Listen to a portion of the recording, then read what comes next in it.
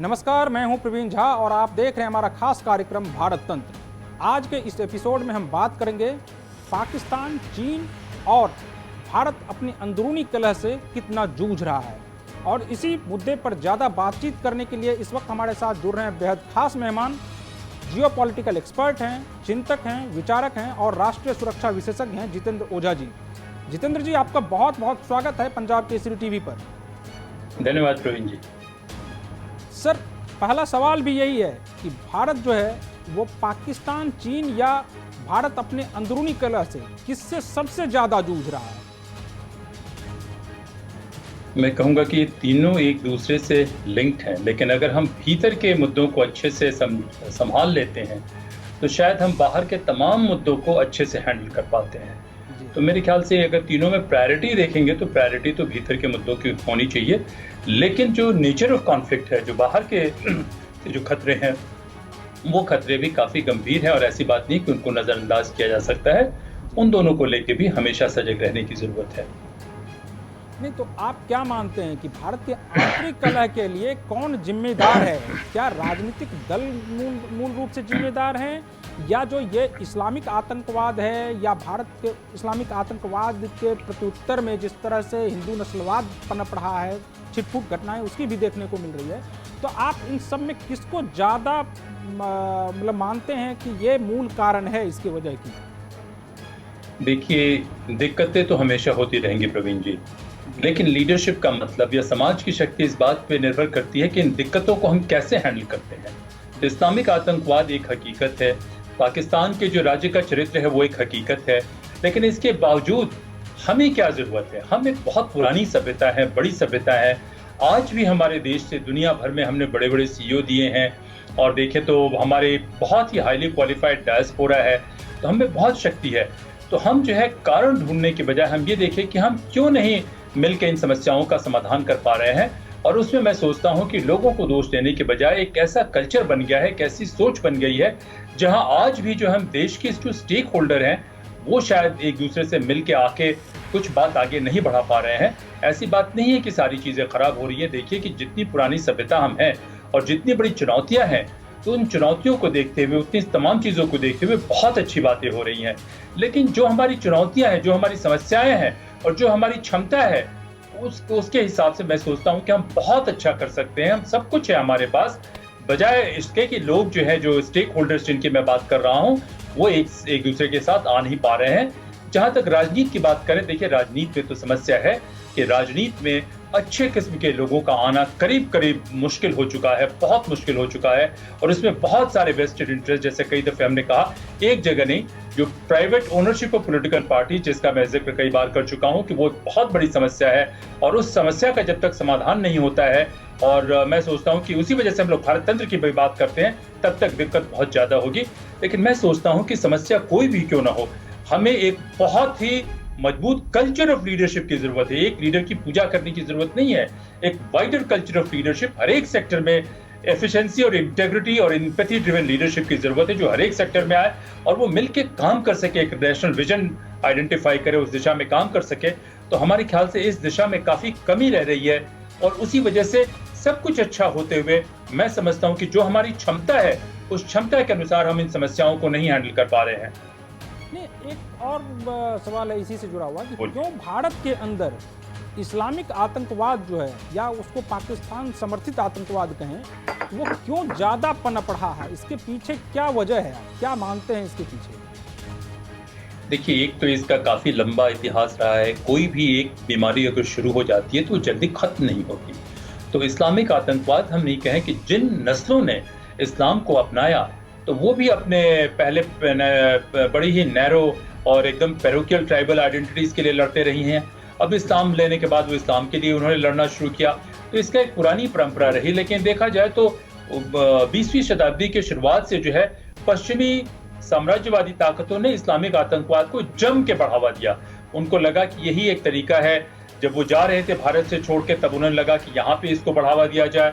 फिर उन्होंने पूरे वेस्ट एशिया में बढ़ावा देने की कोशिश की, और उन्होंने सोवियत रशिया को उस समय रोकने के लिए पाकिस्तान में बढ़ावा देने की कोशिश की।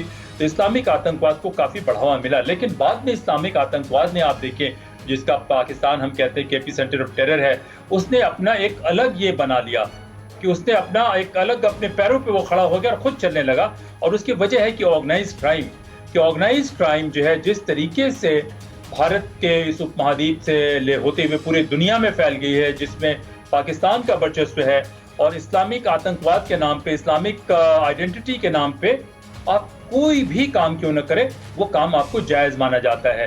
तो इस वजह से ये एक भयंकर समस्या है और इसको लड़ने का जो तरीका भारत का है, तो मैं सोचता हूँ कि काफी हद तक तो कुछ एरिया में बहुत अच्छा है, लेकिन जो कॉम्प्रिहेंसिवली इससे जो लड़ने का जो हमारी तरीका है, मेरे समझता है, मैं सोचता हूँ कि वो ठीक नहीं है। ये नहीं कि हमारा ही तरीका ठीक नहीं है, यहाँ तक कि देखिए कि अमेरिका भी 20 साल अफगानिस्तान में रहने के बाद वो ठीक नहीं कर पाया, तो इराक में उसकी वही दुर्दशा हुई। तो ये एक बहुत ही कॉम्प्लेक्स किस्म का आइडेंटिटी ड्रिवन वॉर है और इस हमारे बातचीत करने का मकसद यही है कि हम सरकार को एक नया परिप्रेक्ष्य दे सके, एक नया पर्सपेक्टिव दे सके, कि नया सोचने का एक तरीका दे सके, जो खास करके लोग सरकार में काम कर रहे हैं। तो हमारा मकसद यही है। तो मैं सोचता हूँ कि सब कुछ होते हुए जो पर्सपेक्टिव हम जिस तरीके से जो स्ट्रैटेजी है, उस स्ट्रैटेजी में काफी इंप्रूवमेंट की जरूरत है, कुछ नया करने की जरूरत है, क्योंकि अगर इस वॉर को हम बहुत हैवी कॉस्ट पे जीत भी जाते हैं तो उस जीत का कोई बहुत ज्यादा फायदा नहीं होगा। तो मैं सोचता हूँ कि जो इस्लामिक आतंकवाद की बहुत पुरानी हिस्ट्री है, उसकी जड़ें काफी अंदर गई हुई हैं और इससे लड़ने के लिए भारत को एकदम नई स्ट्रैटेजी की जरूरत होगी। सर, आज तक हम लोग समृद्ध भारत के पतन के लिए एक प्रकार से विदेशी आक्रांताओं पर दोष मढ़ते आ रहे हैं। एक तो यह कितना सही है और इतिहास से हम लोगों को और क्या सबक लेने की जरूरत है? देखिए प्रवीण जी, ये तो सही है कि विदेशी आक्रांता जब आए तो उनको प्रशासन का, गवर्नेंस का कोई अनुभव नहीं था। तो उन लोगों ने इस देश की बहुत सारी जो धरोहर थी उसको तोड़ा, उसका विनाश किया, जलाया। उनमें सभ्यता बिल्कुल नहीं थी। जिस किस्म की जो मानवीय सभ्यता भारत की थी, उसके मुकाबले उनको किन सब चीज़ों की कोई एक्सपोजर ही नहीं थी। लेकिन मैं सोचता हूं कि उनको दोष देने के बजाय हम एक बड़ी सभ्यता थे, हम बहुत संपन्न थे। हमें जाना चाहिए था उन तमाम देशों में, उन तमाम जगह पे, जैसे हमारे लोग साउथ ईस्ट एशिया में गए, उनको जाना चाहिए था इन पूरे मध्य एशिया में भी, दूसरे जगह भी जाके, और वहाँ से अपनी नॉलेज शेयर करनी चाहिए थी। उनको अपना उसको एक तरीके से सिविलाइज करना चाहिए था। उनमें जो हिंसा की प्रवृत्ति थी, उस प्रवृत्ति को हैंडल करना चाहिए था किसी न किसी तरीके से। हमने नहीं किया। क्यों? क्योंकि हमारे जो देखिए कि जो सेक्युलर इतिहासकार भी हैं वो भी मानते हैं कि भारत में काफ़ी बहुत देर तक जो है ये चलता रहा, क्या कहते हैं, गणराज्य चलता रहा, रिपब्लिक चलते रहे, डेमोक्रेटिक रिपब्लिक थे, जो पश्चिम में नहीं था। बड़ी मानवीय सभ्यता रही। हमारे यहाँ खून खराबे का रिवाज नहीं रहा। और कई दफ़े फाहियान तक के समय में कहा गया कि जब वो फाहियान आए तो पूरे सांची तक वो घूमते घूमते चले गए और कहीं किसी ने उनको परेशान नहीं किया। तो अगर जब हम ह्यूमनिस्ट सिविलाइजेशन थे तो वहाँ से देखा जाए कि कुछ कोर्ट कल्चर ये आना उसी समय शुरू हो गए थे। और हमने क्या काम किया कि बहुत सारी बाहर देखने के बजाय भीतर देखना शुरू किया था और हमने अपने आप को कमजोर बना लिया था एक तरीके से स्ट्रेटेजिक रूप में। इसी वजह से मैं कई दफ़े आपने सुना हो तो मैं सिविलाइजेशनल स्ट्रेटेजिक मायोपिया कहता हूँ कि वो एक स्ट्रेटेजिक मायोपिया हो गई थी, क्योंकि वंशवाद आ गया और वंशवाद के आसपास कोर्ट कल्चर आ गया, जहां लोग काबिलियत की वजह से नहीं बल्कि चाटुकारिता की वजह से सत्ता के आसपास पहुंच जाते हैं। तो और ये कोर्ट कल्चर देखिए आज़ाद भारत में भी आया। अभी जो प्राइवेटली ओन्ड पॉलिटिकल पार्टीज हैं उनमें देखिए कि उनमें है ये रिवाज। तो वहां से जो है हमारी एक स्ट्रेटेजिक आउटलुक खराब होती है और ये लोग आते हैं और ये लोगों को कोई एक्सपोजर नहीं रहता। और हमने भीतर में भी जो सवाल पूछने की परंपरा थी भारत की, उस परंपरा को भी हमने खराब कर दिया था। देखिए महमूद गजनवी से पहले जो कुछ अरब के लोग आए थे, जो ट्रेडर्स से दूसरे लोग थे, आके जो वेस्ट कोस्ट में रहे थे, तो उन्होंने कहना शुरू किया कि यहाँ तो लोग सब बात मान लेते हैं। तो अपने लोगों को हमने सब सर्वियंट बनाना शुरू कर दिया था। तो देखिए युद्ध में क्या होता है नहीं होता है वो एक टैक्टिकल चीज़ है, लेकिन युद्ध की कैपेसिटी जो है बाहर की देशों से, बाहर के लोगों से जो लड़ने की क्षमता जो है वो कई चीज़ों पर निर्भर करती है। तो हमने अपने आप को कमजोर बनाना शुरू किया। चलिए ये सारी चीज़ें हो गई, उनको नहीं आता था, लेकिन उनमें से देखा जाए कि काफ़ी कुछ हद तक हमारे जो मुसलमान भाई बहन हैं वो बहुत ज़बरदस्त नेशनलिस्ट हैं, बहुत ज़बरदस्त नेशनलिस्ट लीडर हैं, वो भारत से आइडेंटिफाई करते हैं और बहुत लोगों ने जानबूझ के जाना बंद कर दिया। लेकिन फिर भी जो है कई सालों तक हिंदुस्तान में इस्लामिक रेडिकलिज्म पनपता रहा, किसी न किसी वजह से, राजनीतिक कारणों से कहे, किसी कारणों से वो पनपता रहा। तो हमारी तरफ से प्रयास नहीं हुआ। और मैं सोचता हूं कि ये समस्या काफी बढ़ गई है और इसका जवाब ये हरगिज नहीं होना चाहिए कि हिंदू रेडिकलिज्म बनाने की कोशिश करे। वो हो ही नहीं सकता क्योंकि हिंदुओं के सोच में रेडिकलिज्म नहीं है। और इसका तरीका होना चाहिए कि कैसे हम मजबूत रूल ऑफ लॉ बनाएं, कैसे हम मजबूत सुरक्षा नीति बनाएं कि जो भी आतंकवादी शक्तियां हैं उनको कम से कम ताकत लगा के, कम से कम खर्चे में, कम से कम कोलैटरल डैमेज में हम इनको पैरालाइज कर दे, खत्म कर दे, इरेडिकेट कर दे। उसी तरीके से जैसे चाणक्य ने बताया जाता है ना कि कुशा जब उनके पैर में चुभती थी तो वो उसके जड़ तक को सड़ा के खत्म कर दिए। तो हमें ऐसे सोच की और ऐसे आइडियाज की जरूरत है। और ये सोच और आइडियाज सिर्फ नारे लगाने से नहीं होते, सिर्फ जयकारा करने से नहीं होता। एक ऐसी व्यवस्था बनानी चाहिए, एक ऐसी व्यवस्था होनी चाहिए जहां से हम ले, जहां पे भी ये आइडियाज आए उनको ले। तो वो हो नहीं पा रहा है। मैं सोचता हूं प्रवीण जी, हम अगर अपने आप को ये संतोष दे ले कि हम पहले से अच्छा कर रहे हैं तो वो शायद हमारी सभ्यता के साथ, उसके पुराने इतिहास के साथ बड़ा अन्याय होगा। तो हम वो सोच नहीं पा रहे, तो इस नए सोच की जरूरत है प्रवीण जी। सर एक सवाल यहाँ पर है कि जब क्या वजह है कि पूरा अखंड भारत या पूरा दक्षिण एशिया एक प्रकार से पूरे विश्व में पिछड़ गया या पिछड़ता ही चला जा रहा है? तो एक तो और भारत के आसपास के जितने भी छोटे देश हैं उनका भी जो है वो भारत के प्रति बहुत ज़्यादा दोस्ताना रवैया अब देखने को नहीं मिल रहा है। तो एक तो आप इसके पीछे की वजह क्या मानते हैं और क्या भारत की जो राष्ट्रीय सुरक्षा नीति रही है वह इसके लिए वो क्या विफल हो गई है?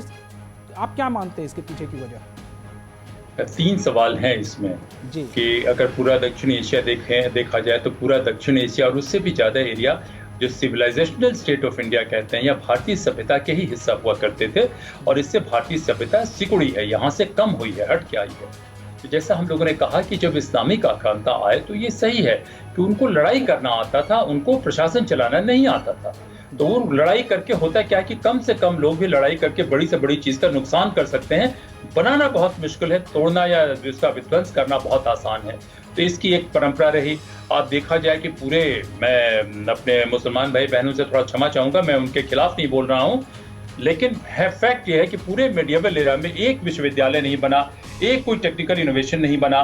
स्लेव लेबर के जरिए बहुत सारे कुछ बिल्डिंग बनाए गए जो हिंदुस्तान की परंपराओं के खिलाफ थे। कि हमारे यहाँ राजा का महल भी जो है प्री मेडिएवल एरा में स्लेव लेबर से नहीं बनता था। तो और जनता का पैसा लूट लपेट के जो है वो उन्होंने किया और देश को एक सभ्यता के रूप में भी कमजोर कर दिया। कि एक नून तेल मसाला बनाने वाली कंपनी आई, उसने लूटा।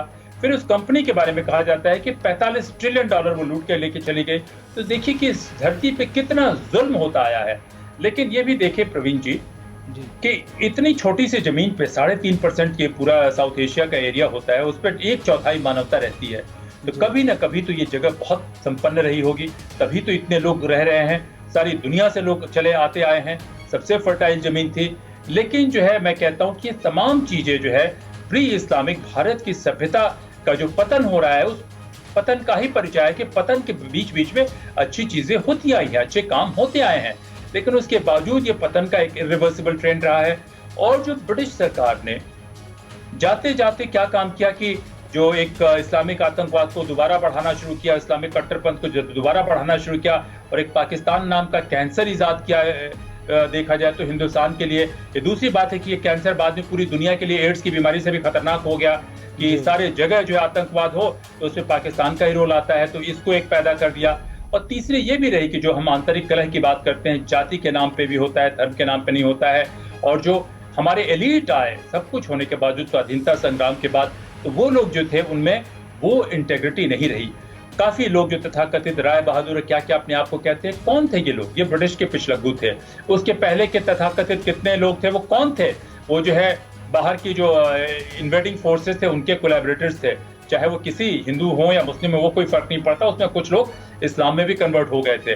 तो इनकी जो सोच नहीं थी, इनका सोच क्या था, आज भी सोच क्या है, अधिकतर अच्छी सोच भी है, लेकिन काफी हद तक लोगों की ये भी सोच है कि किस तरीके से वो सत्ता में काबिज हो जाए, किस तरीके से वो अपने लिए लूटे, अपने लिए चीजें बनाए। तो जब एलीट की सोच ऐसी हो जाती है तो निश्चित रूप से दिक्कत होती है। मैं ये नहीं कहता कि सारी सोच खराब है, साथ में बहुत अच्छी सोच भी है, ऑल्ट्रुइज्म भी है, अनकंडीशनल ऑल्ट्रुइज्म भी है, और वो हर एक कम्युनिटी से है। ऐसी बात नहीं कि वो किसी एक कम्युनिटी से है। कि अगर देखा जाए कि भारत के जो मुसलमान लोग भी हैं तो उनके यहाँ से भी आप देखें तो एक से बढ़कर एक सैनिक हुए हैं और आज भी जनरल हैं जो किसी से भी कम नेशनलिस्ट नहीं है, काफी ईमानदारी से रहने वाले लोग हैं। और निश्चित रूप से जो भारत के मूल बाशिंदे हैं, जो मूल ओरिजिनल रहने वाले हैं, उनका तो देश ही यही है। हाँ, लेकिन उनमें भी कुछ बेईमान लोग हैं। तो ये देखा जाए तो मिला जुला के काफी हद तक ये रहा, लेकिन हमारी विफलता जरूर है कि अगर हम एक बहुत बड़े देश हैं, अगर हम अपने आप को बहुत बड़ी सभ्यता कहते हैं, अगर हमारी बहुत ज्यादा महत्वाकांक्षा है, तो हमारे यहाँ लीडरशिप को, मैं नहीं कहता कि ऐसा नहीं हुआ, हमारी लीडरशिप ने सोचा, एटॉमिक पावर बनने की कोशिश की, हमारा स्पेस प्रोग्राम है, कई जगह सोचा, लेकिन जो चुनौतियां हैं उस चुनौतियों के मुकाबले प्रवीण जी प्रयास उस हद तक का नहीं हुआ। चुनौतियों और महत्वाकांक्षाओं को दोनों को हम देखते हैं तो उसके हिसाब से प्रयास और ज्यादा होना चाहिए था, लेकिन विफलता तो है, कुछ हद तक जो विफलता कह रहे विफलता है। सर, हम लोग लगातार चीन की आलोचना करते हैं, बावजूद वहाँ की तानाशाही व्यवस्था जो है वो चीन की प्रगति में जो है वो भारत की प्रजातांत्रिक व्यवस्था से ज़्यादा आगे है। तो आपको क्या लगता है कि वो जो भारत की प्रजातांत्रिक व्यवस्था में कुछ कमी रह गई कि भारत जो है वो पिछड़ गया है? देखिए, चीन की प्रजातांत्रिक जो तानाशाही व्यवस्था है उस व्यवस्था की कुछ विशेषताएं भी हैं, और हमारी जो प्रजातांत्रिक व्यवस्था है उसमें कुछ दिक्कतें भी हैं कि हम न तो ठीक से प्रजातंत्र को के कुछ ढांचे को ले के आ पाए हैं, उसमें कुछ परेशानी भी है। जहाँ तक चीन का सवाल है, देखिए कि चीन में पहली बात ये कि ब्यूरोक्रेसी का जो उनका ट्रेडिशन है वो बहुत पुराना है, कि शुरुआत के दिनों से ही ब्यूरोक्रेसी होती रही। तो वहाँ रूल ऑफ लॉ तो नहीं रहा, लेकिन सरकार की जो ताकत है अपनी फैसलों को इम्प्लीमेंट करवाने की, जो इम्प्लीमेंटेशन कैपेसिटी स्टेट की है वो बहुत मजबूत है। तो एक ये है रहे कि वर्तमान ये में भी क्या काम किया कि चीन ने उन्हीं ब्यूरोक्रेटिक ट्रेडिशन को दोबारा रिवाइव किया और रिफाइन किया और इम्प्रूव किया, और जिसके जरिए उनकी इम्प्लीमेंटेशन की कैपेसिटी बढ़ गई। दूसरा काम जो चीन ने किया कि आप देखें कि उन्होंने अपनी जनता को जो है प्रोडक्टिव मशीन के रूप में इस्तेमाल किया, कि जो जनता के हेल्थ का उन्होंने ध्यान देना शुरू किया, उनको स्किल का ध्यान देना शुरू किया, उनको सारी चीज़ें बताई और फिर उसके बाद उनसे जम के काम लेना शुरू किया, जिस वजह से हर आदमी की जो प्रोडक्टिविटी है चीन में एवरेज वो बहुत अधिक है। और तीसरा जो एक लीडरशिप का कल्चर, कि तानाशाही व्यवस्था होने के बावजूद जहां पर भी मेरिट रहा, जहां पर भी जो मुझे सुनने में आया, जो मुझे पढ़ने में आया, जो मुझे पता चला है कि अगर आप मेरिटोरियस से आप काम करना चाहते हैं, आप में स्किल है, तो आपके लिए सिस्टम में मौका मिलेगा, अपॉर्चुनिटी रहेगी, आपको सिस्टम कोऑप्ट करेगा। बस आपको यही करना है कि चीन के जो बड़े नेता हैं उनके खिलाफ नहीं बोलना है, पॉलिटिकल इसके खिलाफ नहीं बोलना है, पार्टी के खिलाफ नहीं जाना है, और एक लिमिट से अधिक करप्शन भी नहीं करना है। कुछ हद तक करप्शन वो लोग करते हैं। तो वो जो लीडरशिप जो है उसमें आप देखें कि अधिकतर लोग एलीट रहे, उनके पास एक विजन है, और वो भी लड़ाई कर अपने प्राइड के लिए कि पश्चिम को दिखाना चाहते हैं कि उनकी व्यवस्था पश्चिम से अच्छी है। तो इसका मिला जुला असर है। लेकिन चीन के इस डेवलपमेंट के पीछे एक उसे कहते हैं कि सॉफ्ट अंडरबेली या डार्क साइड। डार्क साइड क्या है? डार्क साइड ये है चीन की व्यवस्था का कि उसमें बड़े से बड़े नेता जो नंबर 4, नंबर 5 इस टाइप के टॉप 10 में रहे हैं, काफी नेता उनकी हत्या भी हो जाती है, वो गायब भी हो जाते हैं, डिसअपियर भी हो जाते हैं। तो देखिए कि तमाम डेवलपमेंट के बावजूद एक पॉइंट के बाद सिक्योरिटी सारे लोगों को नहीं अवेलेबल है। जहां तक भारत का सवाल है, मैं कहता हूं कि भारत का की जो प्रजातंत्र है, प्रजातंत्र होने के बावजूद काफी सोच इसमें मुगलई है। आप देखिए कि कई जगह हमारे यहाँ नेता तो आते हैं कहीं से भी आए और रातों रात वो अमीर बन जाते हैं, क्योंकि उनको लगता है कि सब कुछ वो व्यवस्था को उन्हें प्रोवाइड करना चाहिए। तो एक हम देखें इसी तरीके से कॉर्पोरेट सेक्टर में कंपटीशन नहीं है, क्रोनी कैपिटलिज्म की हम बात करते हैं, बहुत सारा कॉर्पोरेट सेक्टर हमारे लाले की दुकान की तरह है। ब्यूरोक्रेसी का देखें कि एकदम इंटाइटलमेंट है, कोई परफॉर्मेंस की कुछ ये नहीं है। तो हमने प्रजातंत्र तो लाया, लेकिन प्रजातंत्र के बहुत सारे एडवांटेजेस को हमने हटा दिया, उसको हम अपना मुगलई अंदाज लगा दिया या कॉलोनियल अंदाज लगा दिया, जिस वजह से हमारी टोटल परफॉर्मेंस, टोटल आउटपुट उस हिसाब से हो नहीं पा रही है, ना हाई क्वालिटी लीडरशिप आ पाती है कई एक सेक्टर में। लेकिन इसके बावजूद मैं कहता हूं कि भारत के जो पुरातन मूल्य हैं, जो हमारे फैमिली वैल्यूज हैं, जो हमारे सोशल वैल्यूज हैं, जो पूरी तरीके से मिटे नहीं बाहर के ऑक्यूपेशन के बावजूद और बाहर के लोगों के आने के बावजूद, उनके भी बहुत लोगों ने इन वैल्यूज को अडॉप्ट किया, तो उसकी वजह से हम चल रहे हैं। तो मैं सोचता हूं कि सरकार की एक इम्प्लीमेंटेशन की कैपेसिटी में कमजोरी है, इंस्टीट्यूशन की ऑटोनॉमी और इंटेग्रिटी में कमजोरी है, और जो रिफॉर्म होने चाहिए थे, जो बदलाव होना चाहिए था, वो हुआ नहीं। क्योंकि ये जो प्रजातंत्र का ढांचा है प्रवीण जी, ये आता है पश्चिम में, और कई एक इसके जो तरीके, इनविजिबल तरीके, कई तरीके हैं जो वो पश्चिम के हैं, हमने उनको लिया नहीं। अब उस वजह से जो बेईमानी करना तो बहुत आसान है, तो जो लोग इसको टिंकर कर रहे हैं, सिस्टम को फिट ये कर रहे हैं, क्या कहा जाए कि पिलफरेज कर रहे हैं, तो उनके लिए काफी स्पेस बना हुआ है। तो ये दोनों की एक तरीके से हमारी व्यवस्था में लड़ाई चल रही है कि कुछ लोग बहुत अच्छे से काम कर रहे हैं और कुछ लोग इसको खत्म कर रहे हैं, और नेट रिजल्ट ये है कि हम अपने पोटेंशियल से काफी नीचे परफॉर्म कर रहे हैं। इसी वजह से हम जो है कमजोर हुए हैं। लेकिन अगर 3-4 चीजों को फिक्स कर दिया जाए, इंस्टीट्यूशन की ऑटोनॉमी लाई जाए, इंटेग्रिटी लाई जाए, कुछ वेस्टेड इंटरेस्ट को एड्रेस किया जाए, तो निश्चित रूप से हमारी व्यवस्थाओं से कई गुना आगे बढ़ सकती है। लेकिन दुर्भाग्य से हमारी व्यवस्थाओं में इतने वेस्टेड इंटरेस्ट आ गए हैं कि वो वेस्टेड इंटरेस्ट इस बदलाव को आने नहीं देंगे। तो इसी वजह से हम सोचते हैं कि लीडरशिप की बड़ी सख्त जरूरत है जो परसुएट कर सके, तो विजन लाए और परसुएट कर सके, और जब तक नहीं होगा ये, हम चीन के मुकाबले काफी नीचे परफॉर्म करते रहेंगे।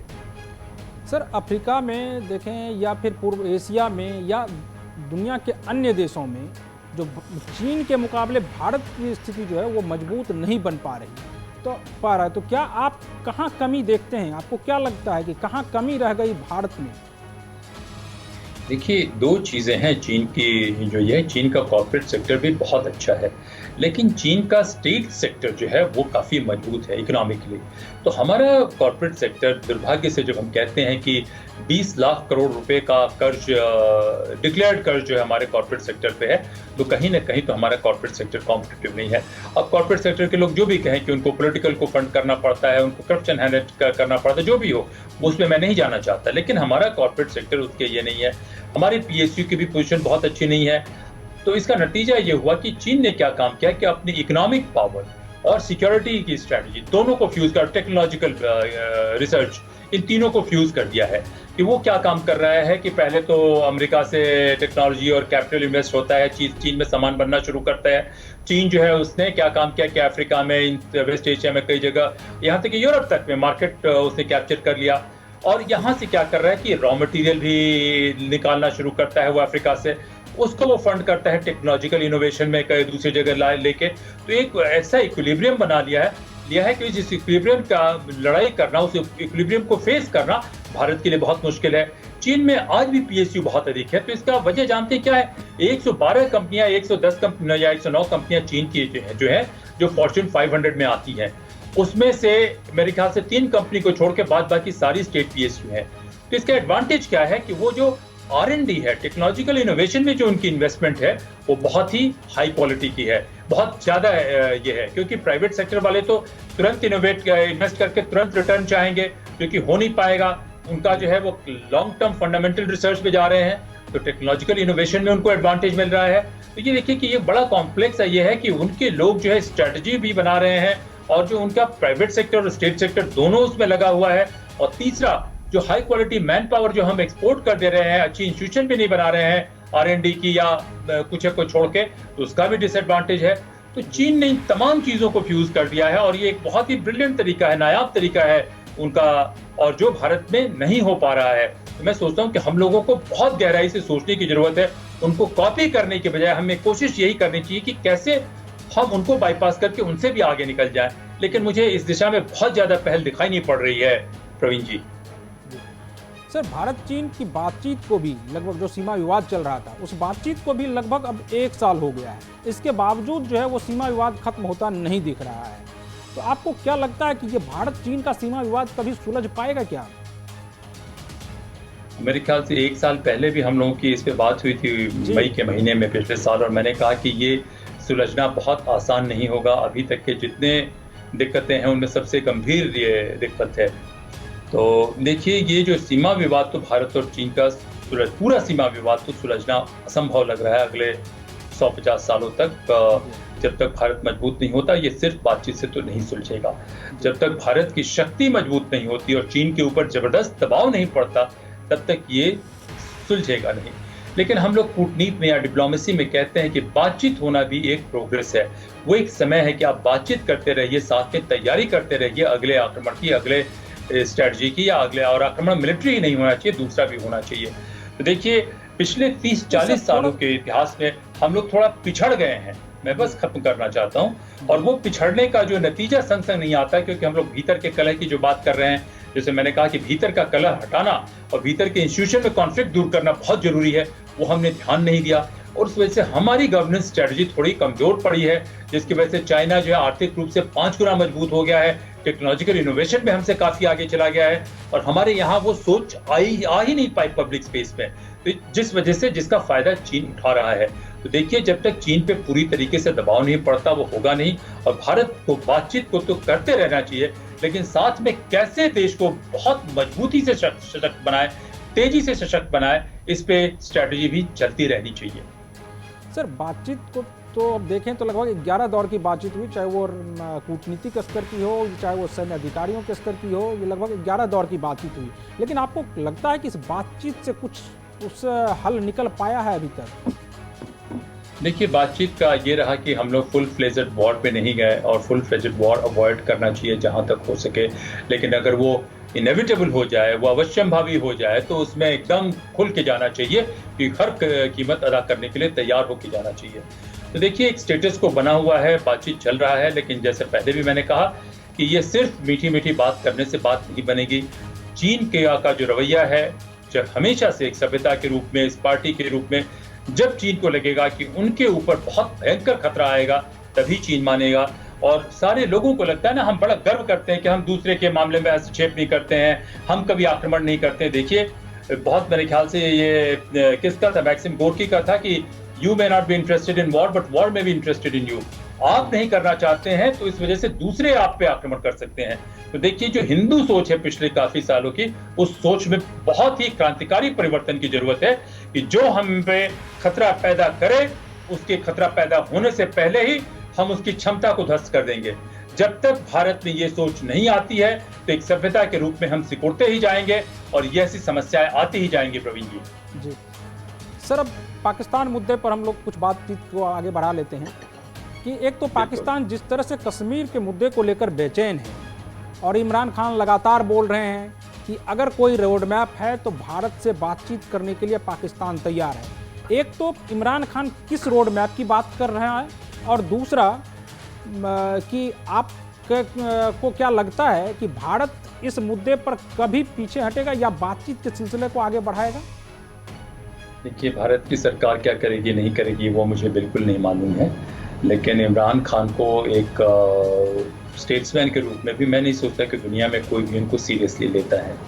ये तो पिट्ठू है, पाकिस्तानी फौज के बनाए हुए पिट्ठू है। और एक ही रोड मैप पे बात होनी चाहिए। वो रोड मैप ये होगा कि पाकिस्तान से आतंकवाद, कट्टरवाद, इसका सफाया कैसे हो, और कोई रोड मैप नहीं होनी चाहिए। ये अपने आप को देखा जाए कि जब हमारे यहाँ लॉकडाउन में महाभारत चल रहा था, तो ये अपने आप को उरूक सिविलाइजेशन का हिस्सा बनाते थे कि वो मेसोपोटामियन है, तुर्किक है, ये है। तो हम लोग को कहना चाहिए कि भाई, जो तुर्किक हो, मेसोपोटामियन हो, तो यहाँ क्या कर रहे हो? ये जमीन तो भारत की है, छोड़ो इसको और जाओ तुम उरूक में और यहाँ पे।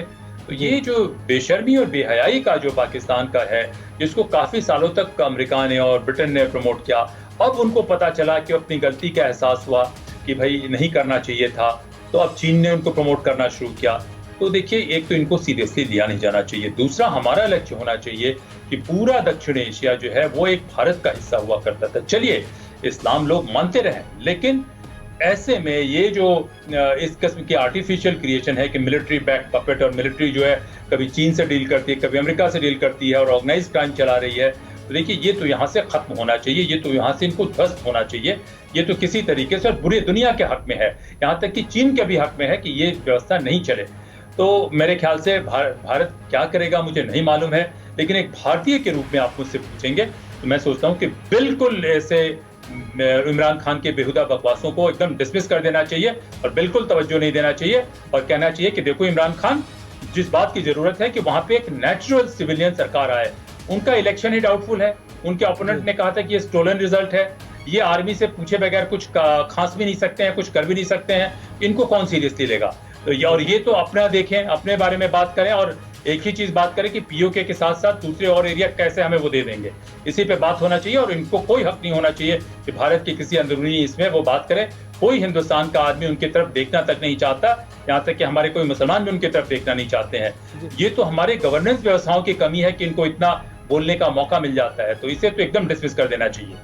जी सर, आपको नहीं लगता है कि इमरान खान एक ख्याली पुलाव पका रहा है? कि जिस तरह से आप देखिए कि इमरान खान का हाल ही में बयान आया कि भारत सरकार अगर कश्मीर के मुद्दे पर, जिस तरह से बार बार कश्मीर के मुद्दे को ही उछाल रहा है, तो कश्मीर के मुद्दे पर कह रहा इमरान खान का कहना है कि 5 अगस्त 2019 की स्थिति को अगर भारत सरकार बहाल करती है तो पाकिस्तान बातचीत को तैयार है।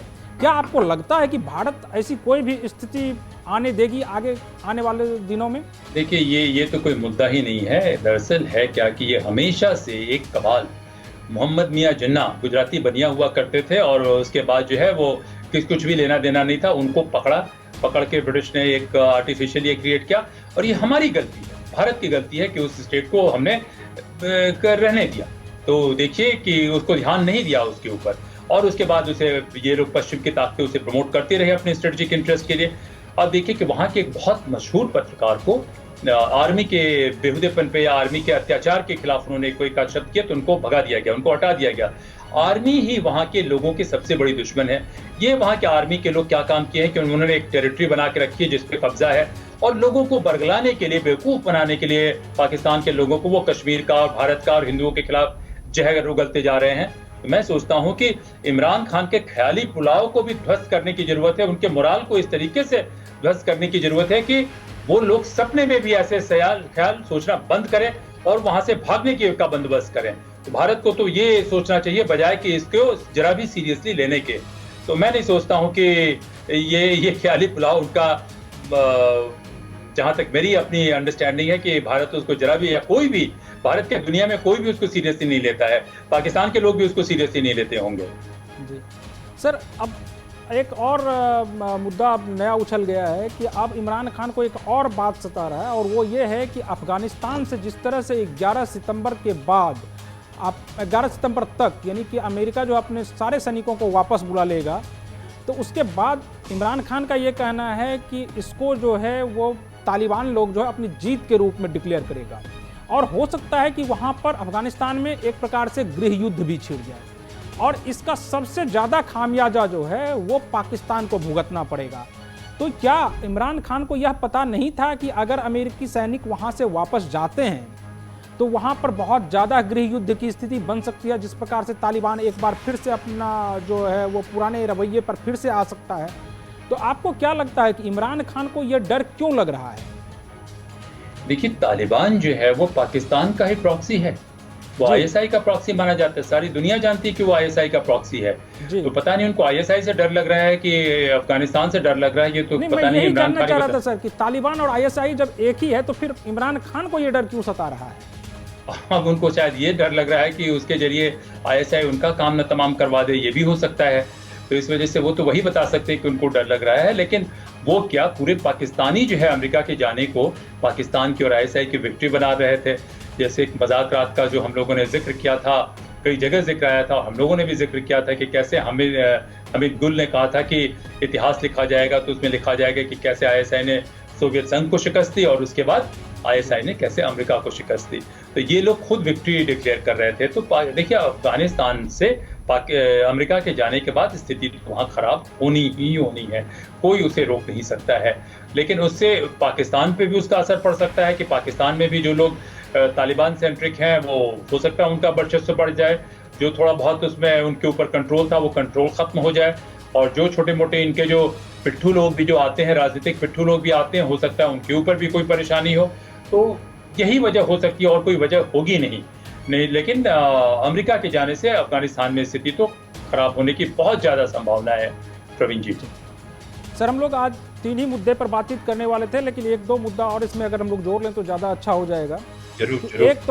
एक तो जिस तरह से शिया वक्फ बोर्ड के पूर्व अध्यक्ष जो हैं वसीम रिजवी जी, उन्होंने प्रधानमंत्री को पत्र लिखा है और मदरसे में जो उनके द्वारा लिखित कुरान मजीद है उनको पढ़ाने की इजाज़त मांगी है। और उन्होंने कहा है, वसीम रिजवी ने कहा है कि कुरान मजीद के जो 26 आयत हैं उसको हटाकर एक नए कुरान मजीद को लिखा गया है, और जो ये लिखा गया है इसी को अब मदरसे में पढ़ाने की ज़रूरत है। तो आप इसको कैसे देखते हैं, वसीम रिजवी के इस बयान को? ये बहुत ही ज़बरदस्त मूव है। मैं सोचता हूँ कि वसीम रिजवी को अगर मेरा बस चले तो मैं उनको कोई बहुत बड़ा सरकार से सिफारिश करूँ कि उनको पद्म विभूषण दिया जाए, क्योंकि देखिए आतंकवाद की जो लड़ाई है उसमें इसका बहुत हाथ है। दूसरा, जो कुरान मजीद की जो बात करें, किसी ज़माने में 800 कुरान लिख दिए गए थे, जो ज़ैद करके क्या कहते हैं खातिब हुआ करते थे पैगम्बर मोहम्मद के, तो वो लिखते थे। तो उनके लिखने के बाद ये शक किया जाता था कि वहाँ के जो लोकल लोग थे, लोकल चीफ्टेन, लोकल लॉर्ड्स थे, वो वहाँ आपस में एक दूसरे से झगड़ा करते रहते थे और उनमें काफ़ी नस्लवाद रहा।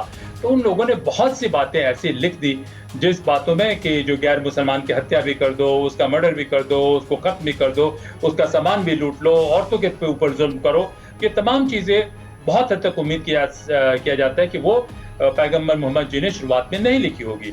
और दूसरी बात तो ये जो 800 से फिर इसके बाद ये 100 पे आता है, फिर 33 पे आता है, फिर जो खलीफा उथमन होते हैं उनके टाइम में ये 8 पे आता है, फिर 8 से 1 लाया गया।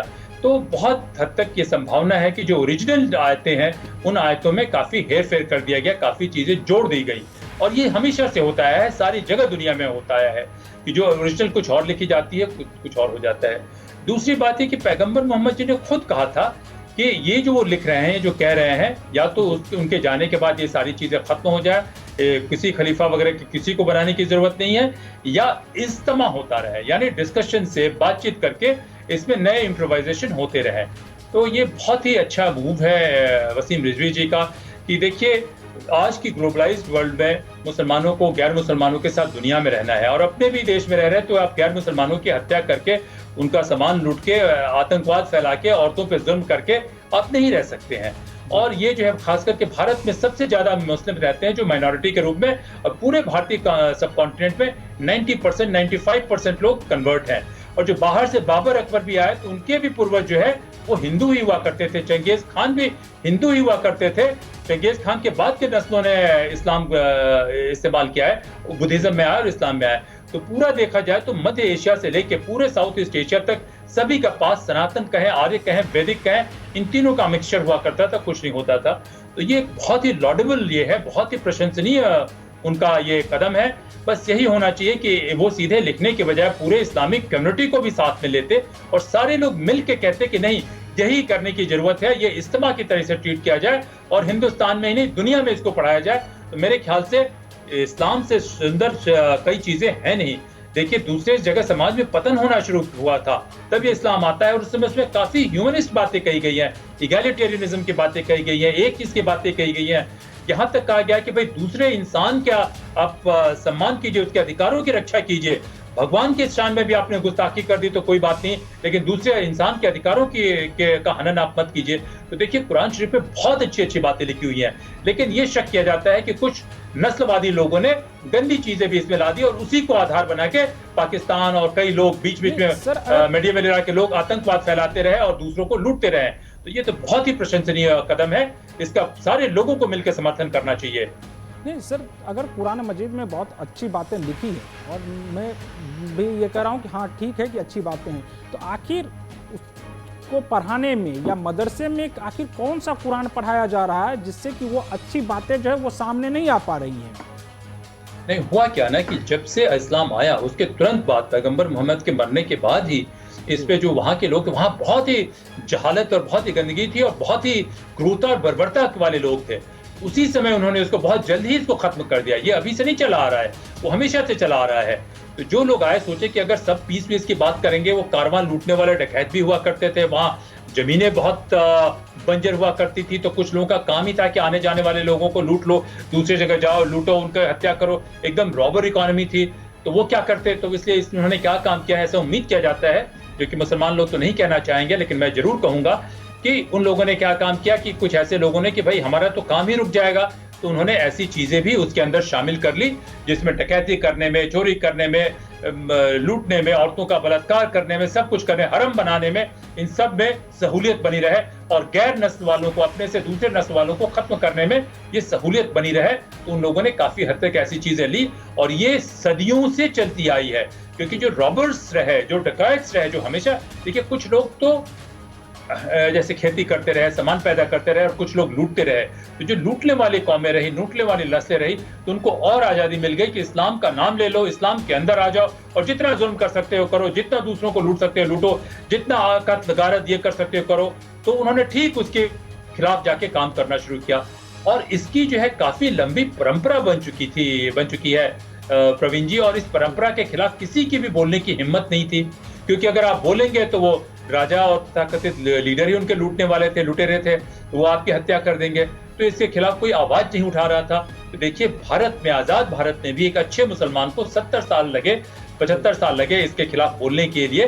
तो मेरे ख्याल से इसका तो पूरे लोगों को, दुनिया भर में सभी को इसका स्वागत करना चाहिए, मुसलमान और गैर मुसलमान दोनों को, कि वो जो बातें पैगंबर मोहम्मद के नाम पे कही जा रही है, वो बातें पैगंबर मोहम्मद कह ही नहीं सकते थे। तो इसलिए उन तमाम 28 या 27 जो वर्सेस की बात करिए उसको निकाल देना चाहिए।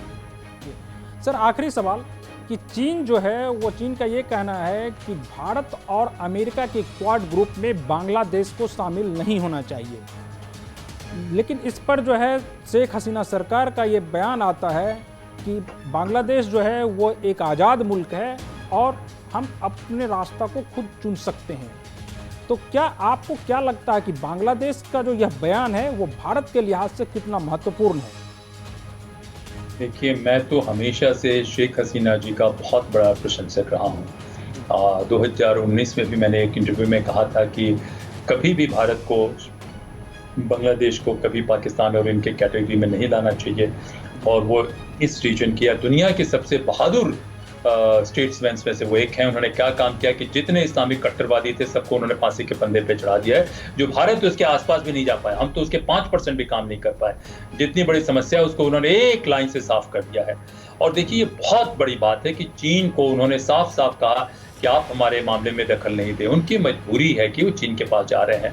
तो मैं जो है इसका बहुत ही सम्मान करता हूँ। ऐसे इनका एक ऑर्डिनरी इंडियन के हिसाब से भी उनका बहुत ही ऐसे स्टेट्समैन का सम्मान होना चाहिए, स्टेट्सवुमन का सम्मान होना चाहिए, मैं सोचता हूँ। दूसरी बात ये है कि ये इस बात को भी दर्शाता है कि अगर भारत मजबूत रहे, मिलिट्री ही नहीं, हर तरीके से भारत मजबूत रहे, ये हमारे अपने लोग हैं, चाहे बांग्लादेश हो, चाहे श्रीलंका हो, चाहे इवन पाकिस्तान हो, चाहे नेपाल हो, ये सब कल्चरली या सिविलाइजेशनली यहाँ दो ही सिविलाइजेशन रही, चीन और भारत। तो चीन तो बहुत छोटी सिविलाइजेशन रही, यहाँ तक कि तिब्बत का भी हमसे पुराना संबंध है। तो अगर हम मजबूत रहते हैं तो चीन की कभी भी हिम्मत नहीं होगी कि वो लोग यहाँ आए। कुछ हमारे इस क्षेत्र में कुछ गैर ईमानदार, बेईमान किस्म के स्टेट्समैन चीन के साथ जाएं, वरना चीन की जो आंतरिक नीति है, चीन जैसे अपने लोगों का दमन करता है, वो दूसरों का क्या ध्यान रखेगा। उसने दूसरों को हमेशा जुल्म ही करना है, दूसरों पे, दूसरों के सामान को लूटना ही लूटना है। चीन की जो आंतरिक व्यवस्था है, तो वहां से कुछ फायदा नहीं होना है। ये बहुत ही अच्छा बयान है और मैं सोचता हूँ कि ये हमें एक और चीज प्रेरित करता है कि भारत को मजबूत होना है। भारत अगर मजबूत होता है तो हमारा प्रभाव जो है तिब्बत से लेके कई जगह तक बहुत जोरों से बढ़ने वाला है। तो मैं यही कहता हूँ कि बहुत तारीफ करूंगा मैं शेख हसीना जी की, प्रवीण जी। सर, आपका बहुत बहुत शुक्रिया हमसे बात करने के लिए। तो आज के भारत तंत्र में इतना ही। अगले एपिसोड में हम फिर हाजिर होंगे किसी और मुद्दे के साथ। तब तक के लिए आप मुझे दीजिए अनुमति। नमस्कार।